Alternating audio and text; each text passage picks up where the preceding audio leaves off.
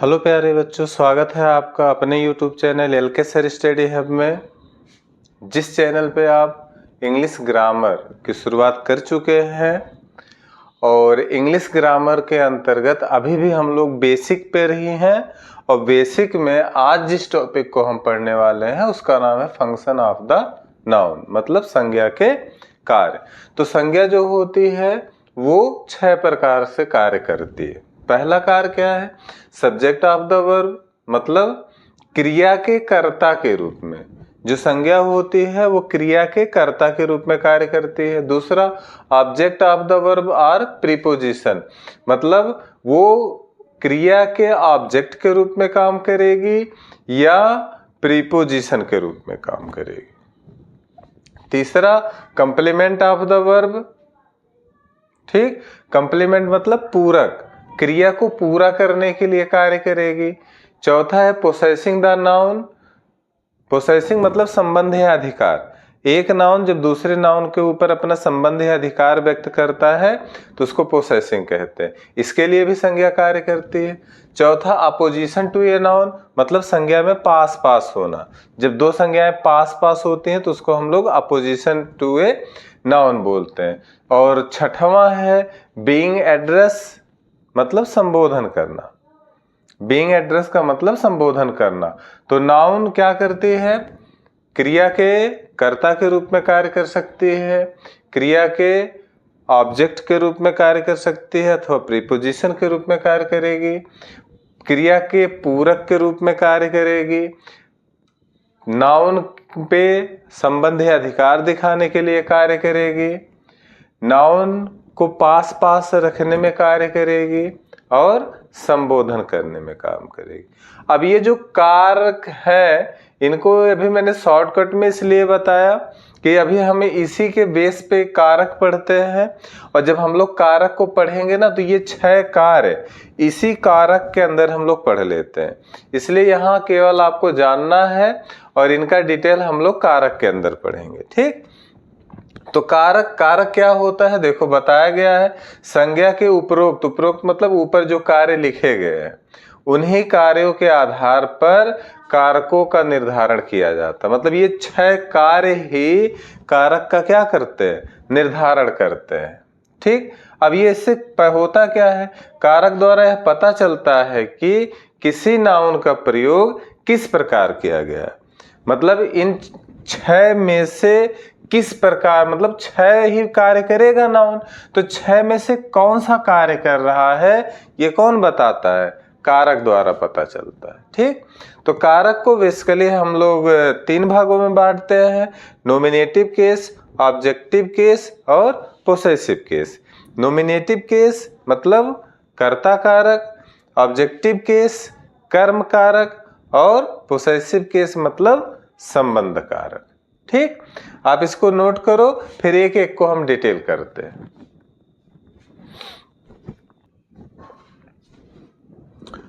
चलो तो भैया लोग हेडिंग डाल दो। पहला क्या? Nominative case. अब नॉमिनेटिव केस था, अभी आपको संज्ञा के 6 कार्य दिखाए गए थे, तो ये नॉमिनेटिव केस में संज्ञा का कौन सा कार्य आ जाता है? सब्जेक्ट ऑफ द वर्ब, ठीक।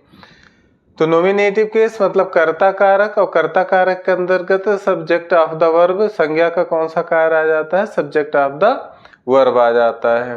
हिंदी इसके लिख दिया मैंने, जब किसी नाउन का प्रयोग वाक्य की क्रिया, कंफ्यूजन ना हो क्रिया को लेकर के, इसलिए ब्रैकेट में वर्ब लिख दिया हो, ठीक, के कर्ता, इसलिए ब्रैकेट में सब्जेक्ट लिख दिया कि जब किसी नाउन का प्रयोग वाक्य की क्रिया के कर्ता के रूप में होता है तो वह नाउन नॉमिनेटिव केस में होता है। एग्जाम्पल देख लो, Mohan writes a letter. Mohan writes मतलब लिखता है, ए लेटर माने एक पत्र। मोहन एक पत्र लिखता है। अब इसमें नाउन कौन कौन सा है?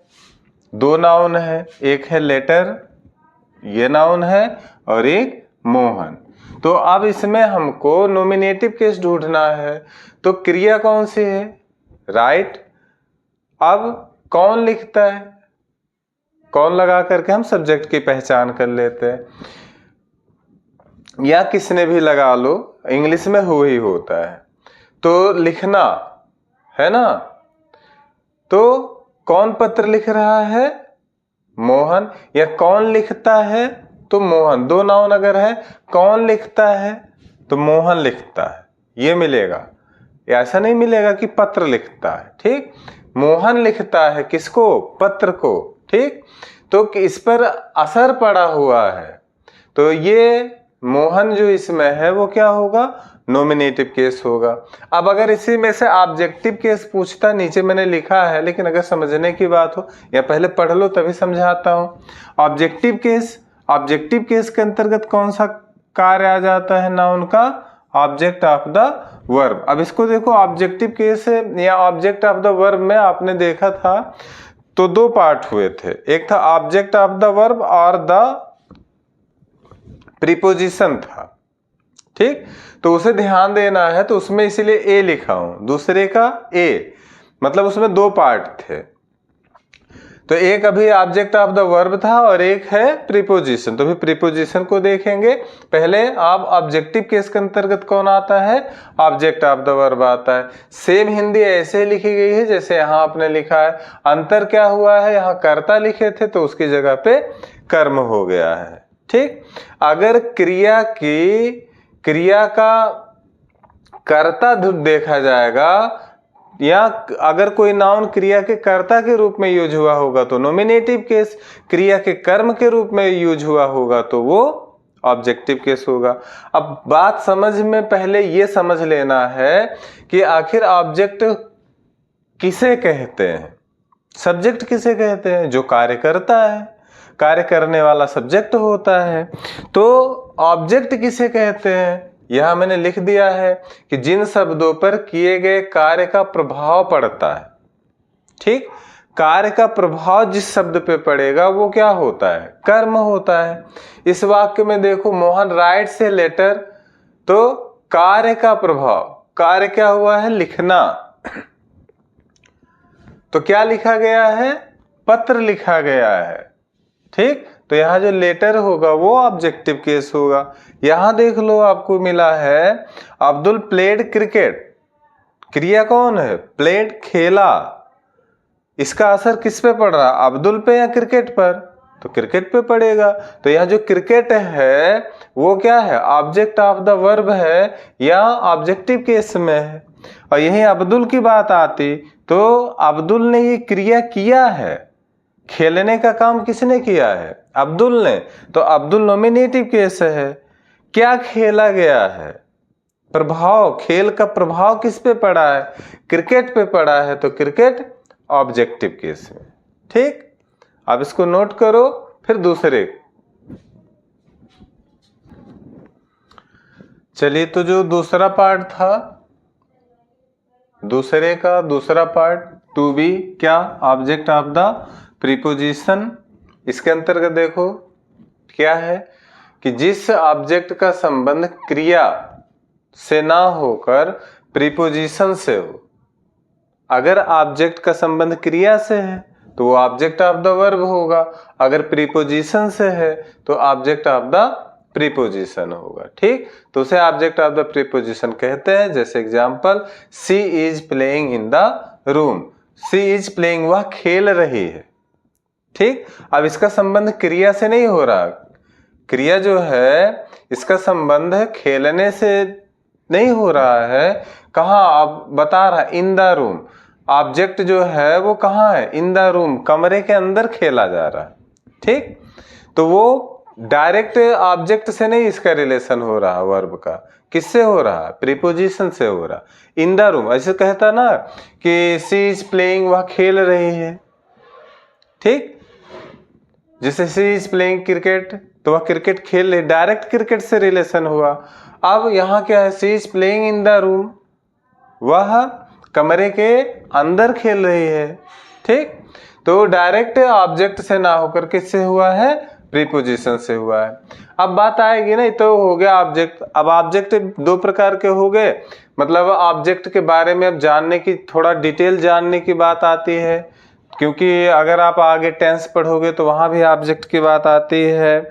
मतलब कुछ भी पढ़ोगे तो सब्जेक्ट, ऑब्जेक्ट और वर्ब, ये तीन चीजें तो बेसिकली आपको जानना ही जानना पड़ेगा अगर आप अंग्रेजी अच्छे से सीखना चाहते हो तो इसलिए आपको क्या बता रहा हूँ, ऑब्जेक्ट की पहचान करवा रहा हूँ। ठीक, तो वाक्य की क्रिया में जो वाक्य की क्रिया होगा, जिस भी वाक्य का आप ऑब्जेक्ट पहचानना चाह रहे हो उसकी क्रिया को देखना है, और उस क्रिया में आपको क्या करना है, क्या या किसको का प्रश्न लगाना है। क्या या किसको का जब प्रश्न लगाओगे आपको उत्तर में जो प्राप्त होगा वही क्या होगा, ऑब्जेक्ट होगा। ठीक, अब बात आती है, पहले क्रिया तो पहचान ले, क्रिया नहीं पहचानेंगे तो हम प्रश्न किस में लगाएंगे। तो भैया वर्ब इज ए एक्शन, देख लेना अगर ऐसा शब्द पूरे वाक्य में ऐसा शब्द जिससे कुछ होने या करने है ना का पता चलता है, वो क्या होगा, वर्ब हो। मतलब किसी भी ऐसा शब्द जिससे कुछ एक्शन पता हो, जैसे यहां देखो सी, वह, इज, है, प्लेइंग, खेल रही, एक्शन पता चला है ना, तो ये वर्ब हो जाएगा। तो जिस शब्द से एक्शन पता चलेगा वो वर्ब होगा, और उसी में आपको क्या करना है, क्या या किसको का प्रश्न लगा देना है। ठीक, और क्या या किसको का प्रश्न लगाओगे, उत्तर में जो कुछ पाओगे वही आपका क्या होगा, ऑब्जेक्ट होगा। अब जो ऑब्जेक्ट होते हैं उनके प्रकार होते हैं, कितने प्रकार, दो प्रकार, एक इनडायरेक्ट ऑब्जेक्ट, दूसरा डायरेक्ट ऑब्जेक्ट। अब इनके बीच क्या रिलेशन होता है, ये किस तरीके से जुड़े होते हैं उसको अभी हम बता रहे हैं, लेकिन इससे पहले आप इसको नोट कर लो। हाँ, तो हम जान चुके हैं कि ऑब्जेक्ट दो प्रकार का होता है, एक इनडायरेक्ट ऑब्जेक्ट, एक डायरेक्ट ऑब्जेक्ट। तो इनडायरेक्ट ऑब्जेक्ट को हम कैसे पहचान सकते हैं, डायरेक्ट ऑब्जेक्ट को कैसे पहचान सकते हैं, या दोनों में क्या अंतर है, या दोनों में क्या समानता है, ये सारे प्रश्न का उत्तर आपको यहाँ मिल जाएगा। ठीक, तो पहला है इनडायरेक्ट ऑब्जेक्ट, क्रिया के बाद आता है। आपको एग्जाम्पल मैंने लिखा हूं, एग्जाम्पल में साथ साथ देखते चलते हैं। तो क्रिया कौन है, गेव, गेव के बाद कौन आया है, मी, इसका मतलब मी क्या होगा, इनडायरेक्ट ऑब्जेक्ट होगा। ठीक, दूसरा देख लो, इनडायरेक्ट ऑब्जेक्ट वाक्य की क्रिया में किसे या किसको का प्रश्न लगाने पर प्राप्त होता है। तो my father gave me a pen, तो किसे दिया, उत्तर में क्या आएगा, मुझे दिया। किसको दिया, तब भी कौन मिलेगा, मुझको दिया। इसका मतलब मी क्या होगा, इनडायरेक्ट ऑब्जेक्ट होगा। तो पहले पहचान ने भी हम उनको मी से ही मिलवाया था कि मी क्या है, इनडायरेक्ट ऑब्जेक्ट है।